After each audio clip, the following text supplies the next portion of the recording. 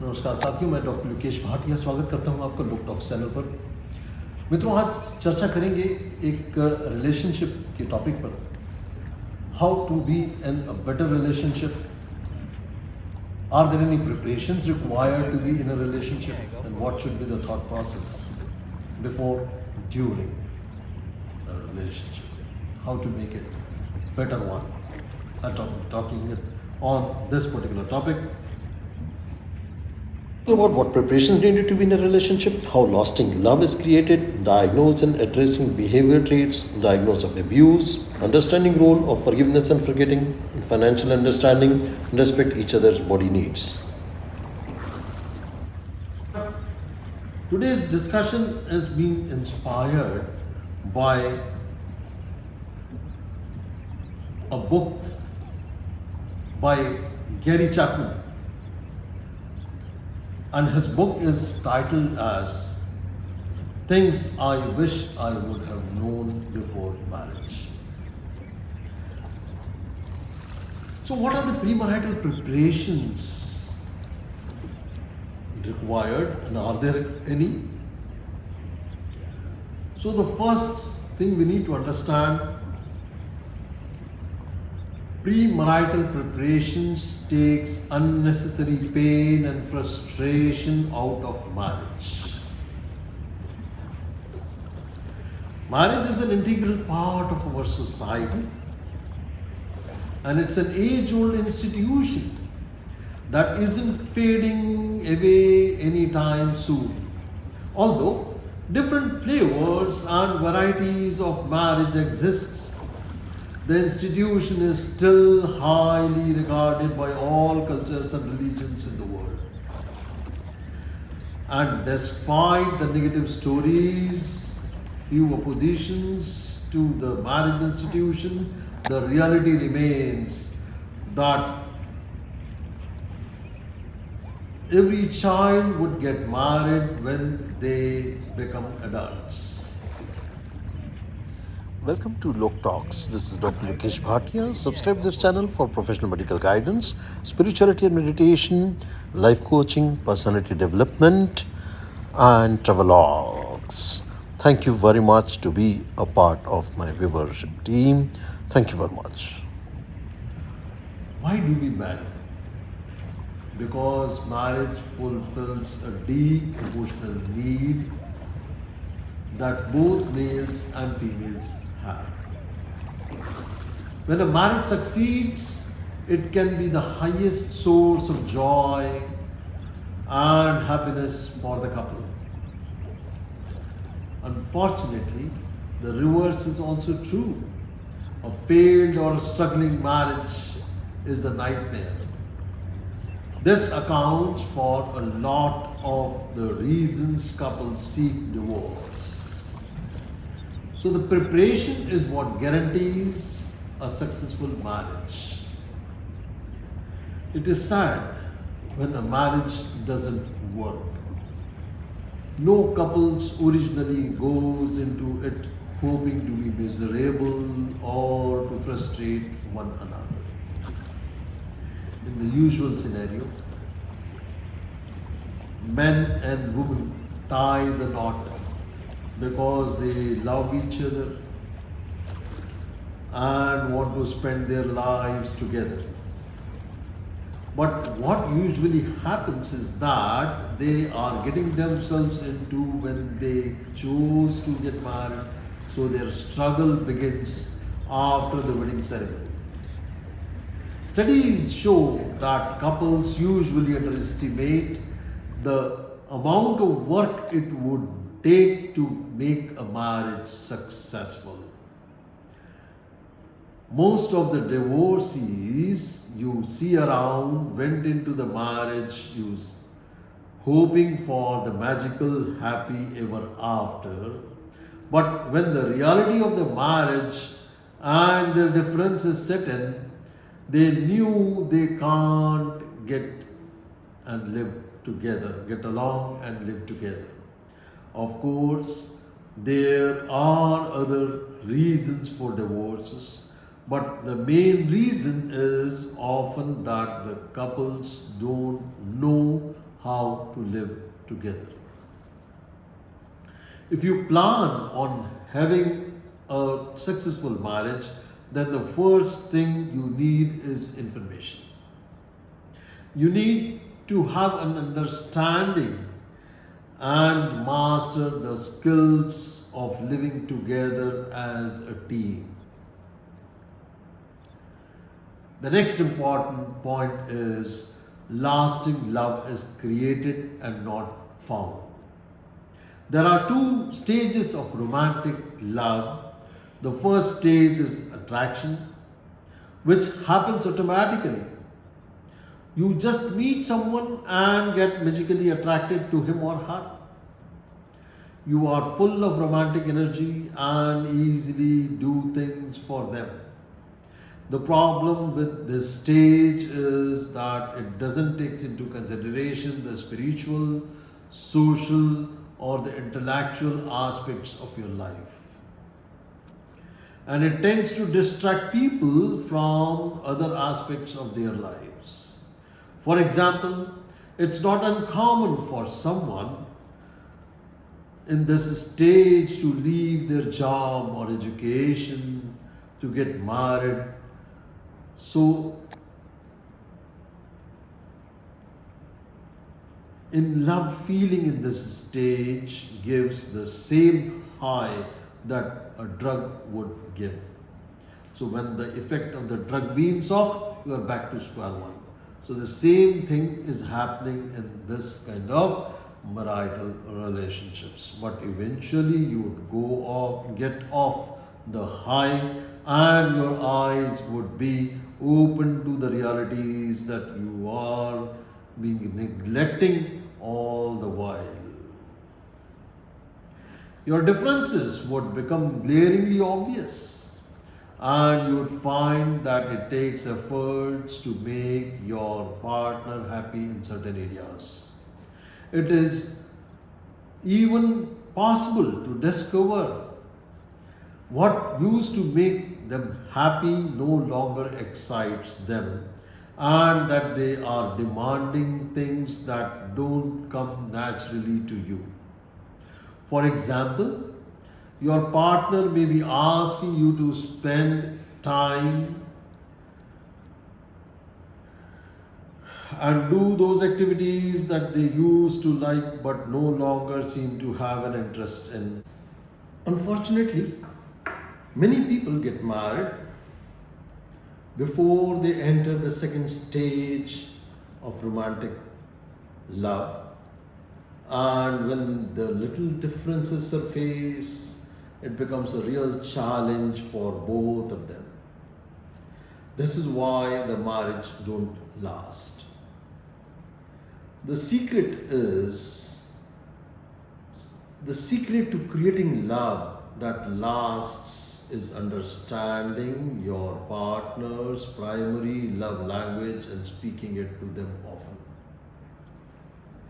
This is very important, my dear friends. I repeat it here. The secret to creating love that lasts is understanding your partner's primary love language and speaking it to them often.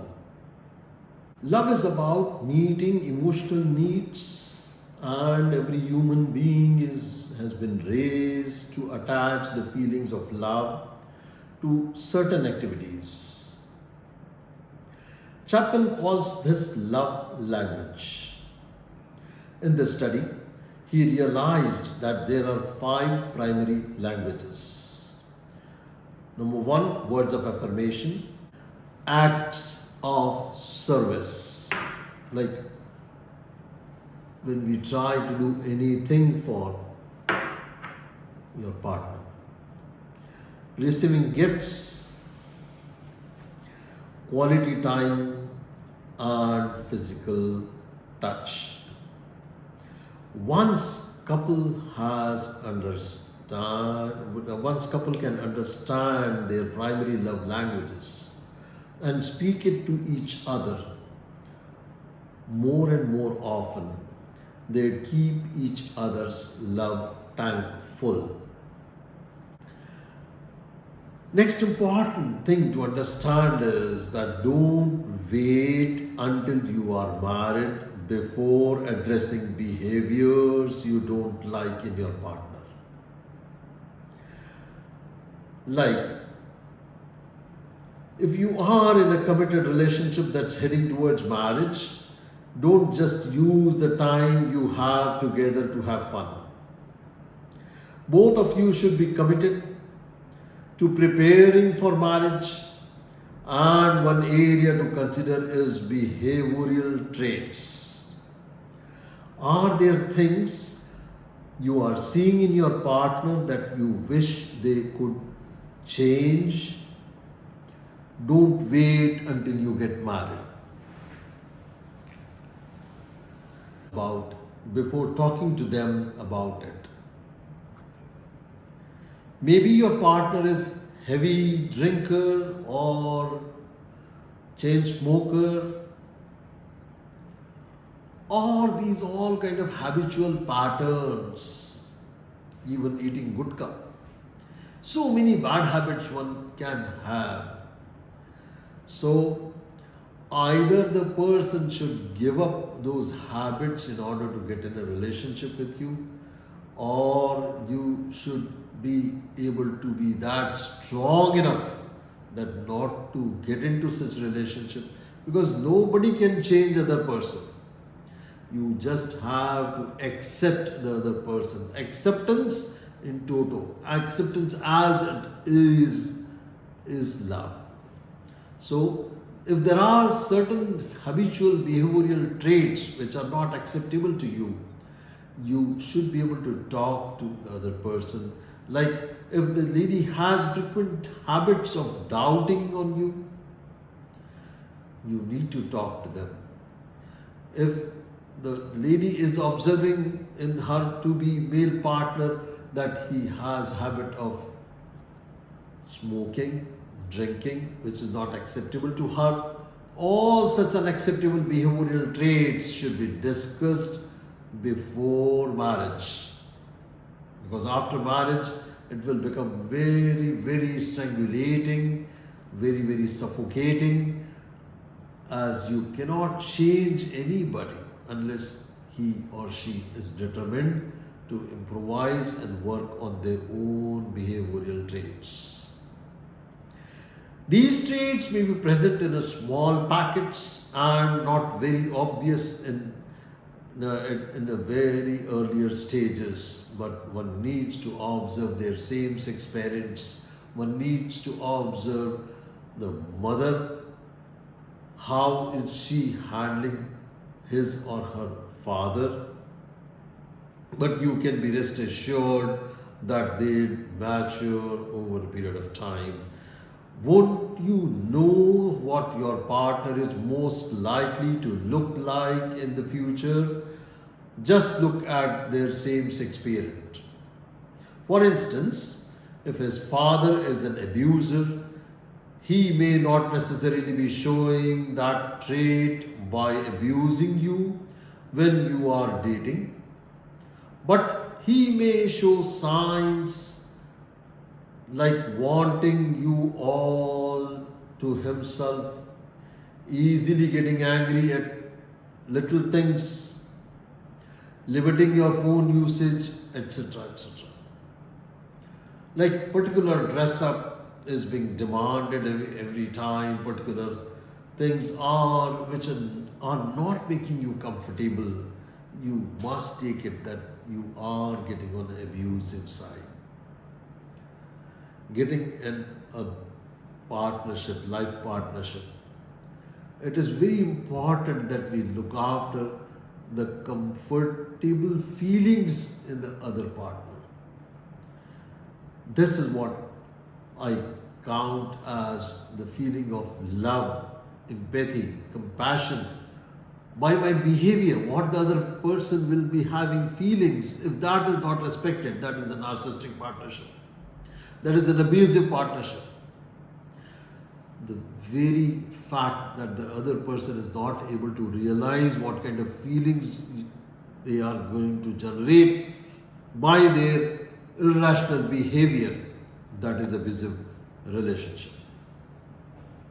If somebody is trying to control every now and then your acts to such an extent that they want you to give up every possible habit and to change you to such a level where you start feeling suffocating, it is very difficult. A relationship you are heading to.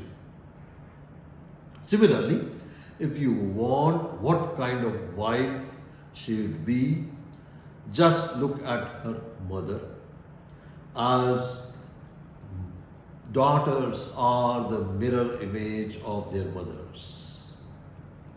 If you can't observe her parents because they don't live close enough, as ask her to tell you the family stories and listen to them carefully. If, for example, her mother doesn't cook, you can't expect her to be cooking for you. You should be mentally prepared for such facts. But it's not something that's not addressable. You too just need to talk through it. The most important thing is that you are studying your partner and discovering things about them.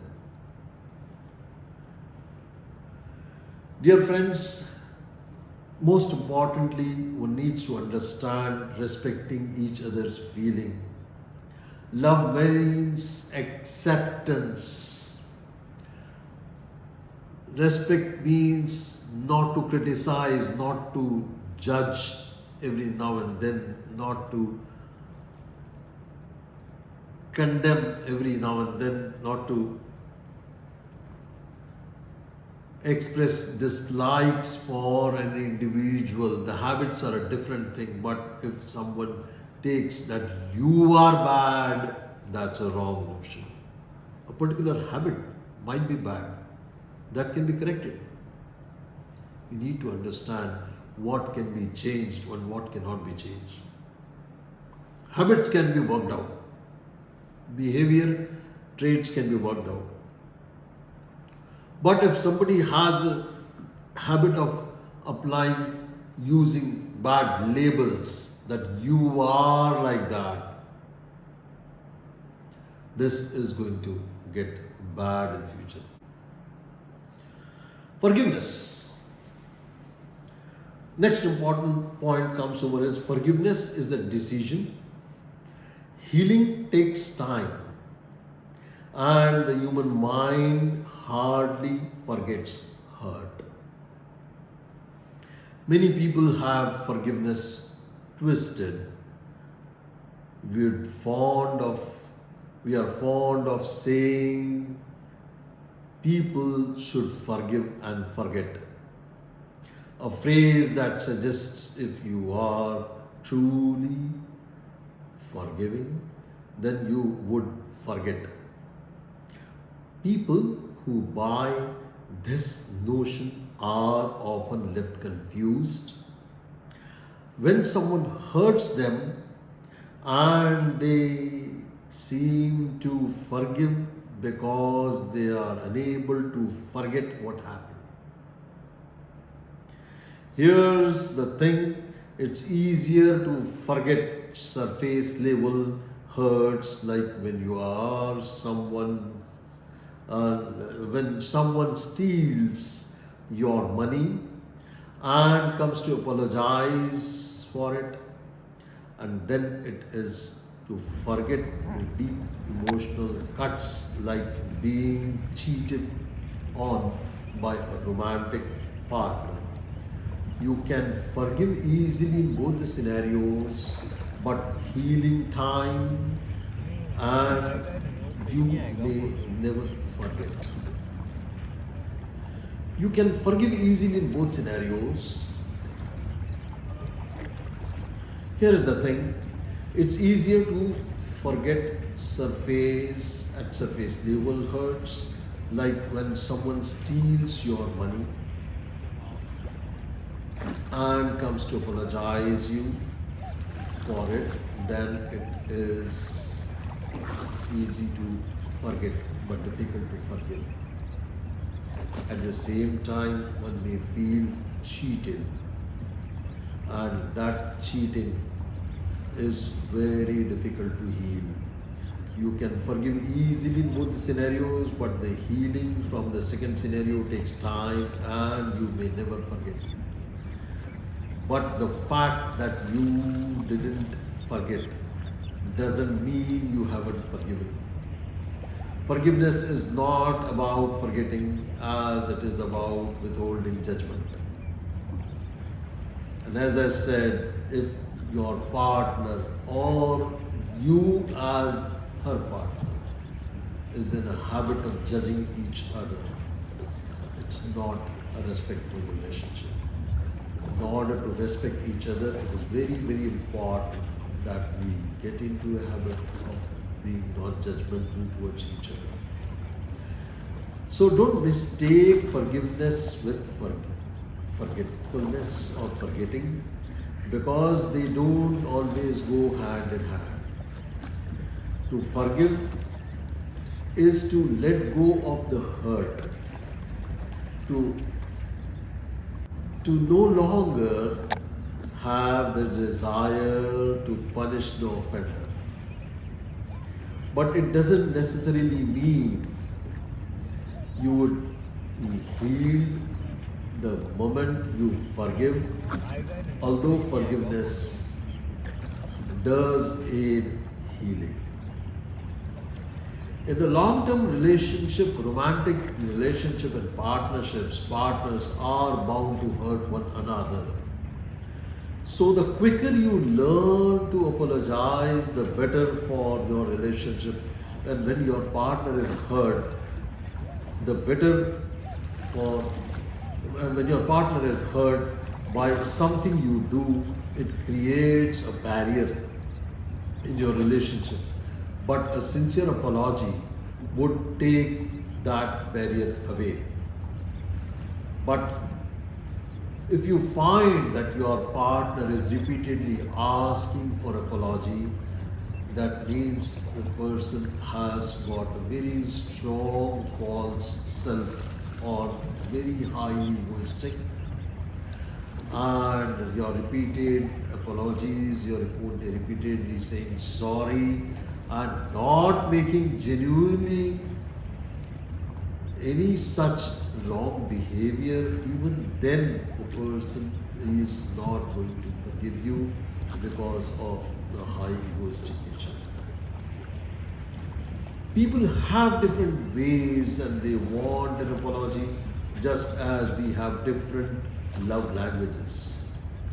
For some, just a genuine I am sorry is enough. But for other people would want you to tell them when you are sorry and why you wouldn't repeat the same offense. Others won't even be satisfied with any of the two, and they want you to do something to make up for your wrong. Why is this happening? I hope you are understanding. This is where you should be able to make out what is happening in your relationship, and the person is too egoistic. Every time they would expect you to apologize in some or the other different manner. Every time they will push a guilt within you, and this is also an abusive behavior. You need to understand that. No apology language is right or wrong. It's all just a function of how we were raised. Speak with your partner to find out what they think is the best way to apologize them. Unity is key to solving financial problems in marriage.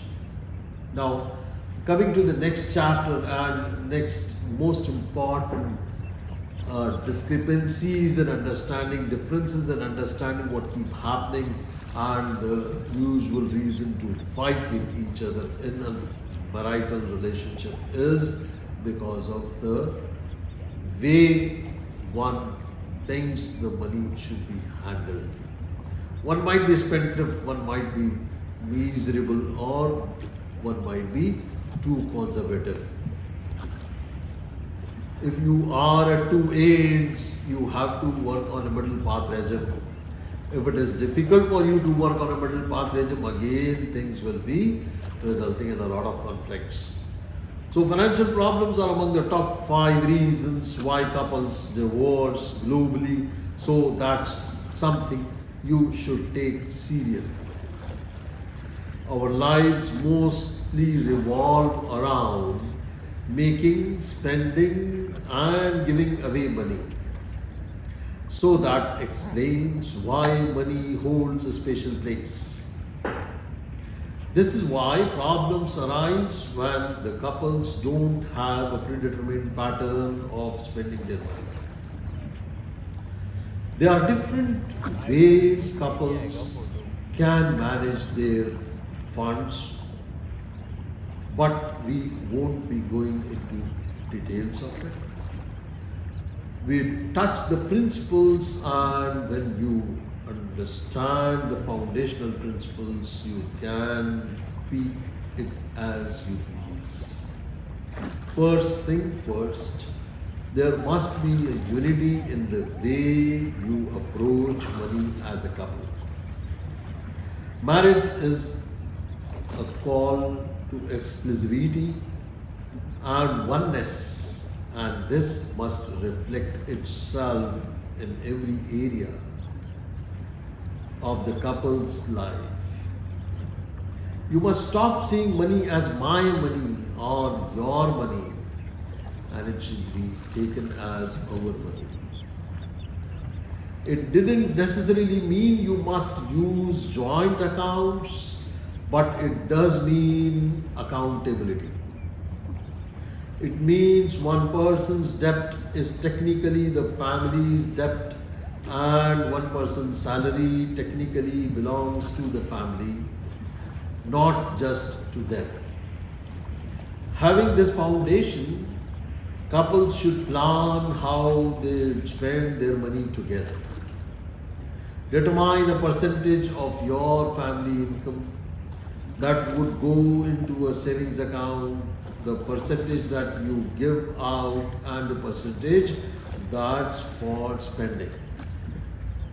So, let's summarize what I said. The first purpose of saving is for the emergency funds. Earlier it was said that 3 months' salary one should keep it intact for handling any kind of emergencies, financial, any kind of losses, any kind of setbacks in the job, any kind of health crisis. So now after Corona era, the experience has been that we need to save at least 6 months' salary. Suddenly it can happen. We have seen since March last year what has happened. You should not be surprised if that happens again.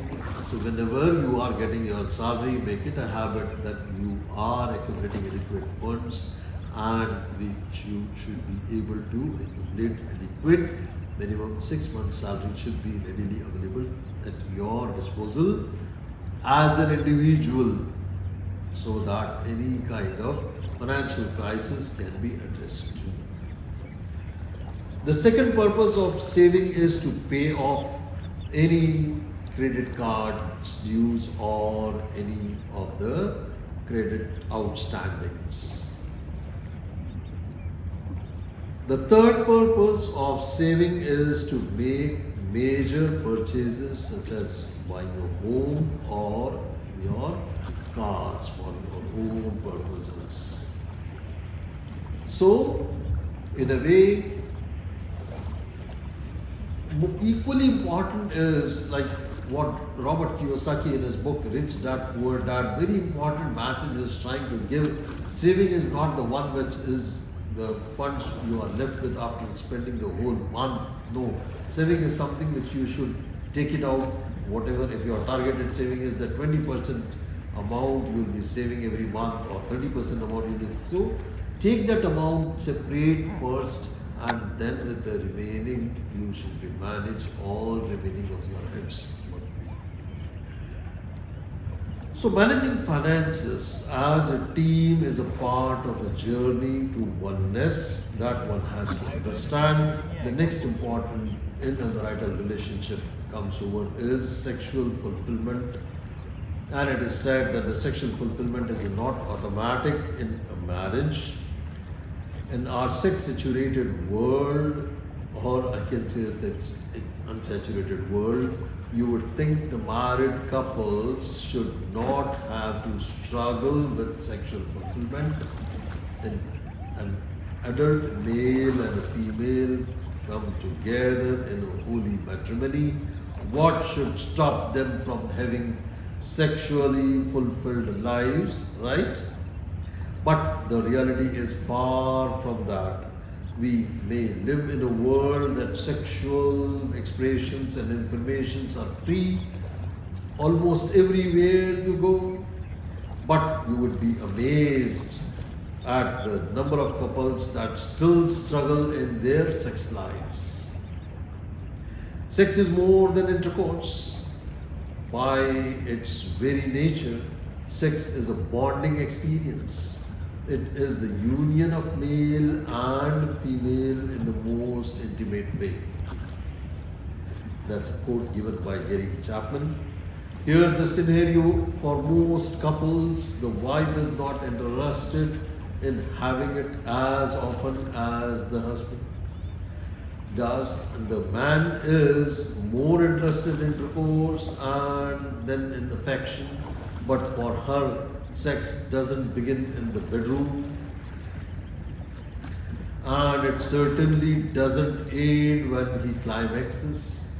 She wants to experience his love throughout the entire process. For most women, sexual fulfillment doesn't come from the act, but from the affection shown before and during and after sex. Couples struggle because of these differences in males and females. But this is what you can do. Number one is regularly ask your spouse what they want in their sex to feel satisfied or feel saturated. Don't force any sexual act on your partner when they aren't comfortable with it. Third is foreplay is important for most women. If you are a man who isn't used to that kind of thing, start with the goal of giving her orgasms. With such foreplay, this goal would open up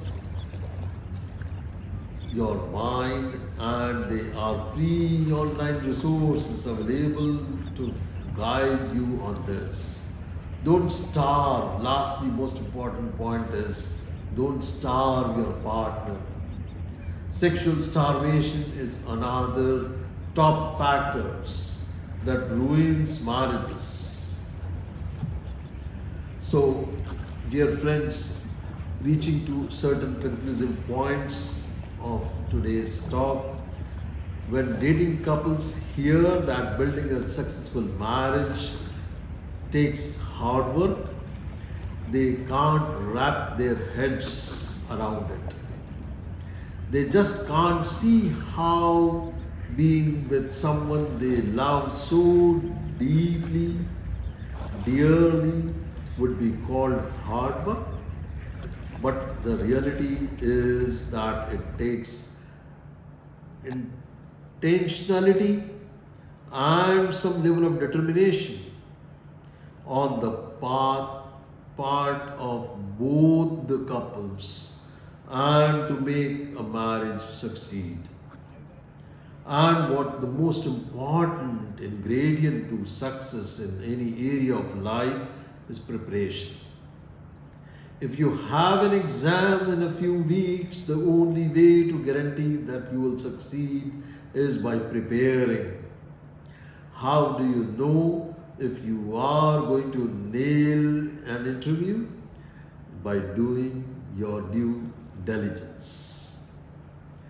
Do you see preparation is the key in every area of life, and marriage is no exception.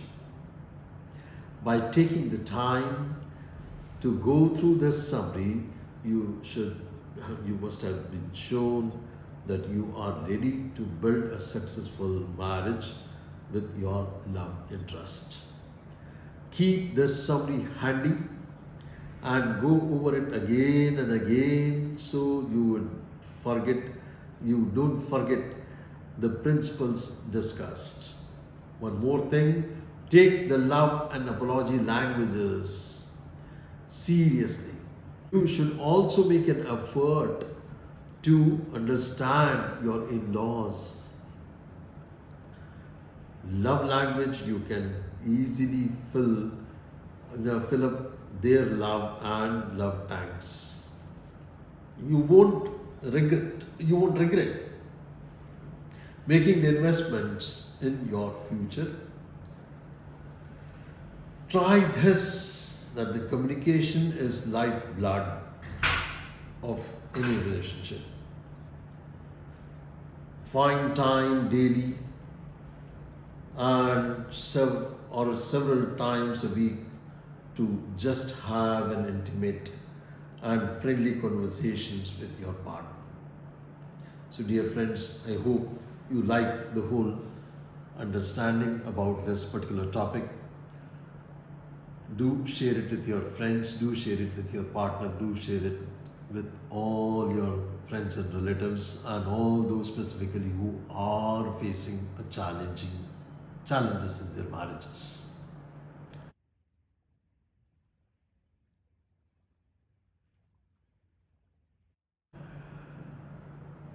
Wish you all the best. God bless you. Take care. Love you all. Share with your friends. Hit on the bell icon. Hit the like button. And don't forget to hit the bell icon. Thank you very much. All the best. God bless you. Take care.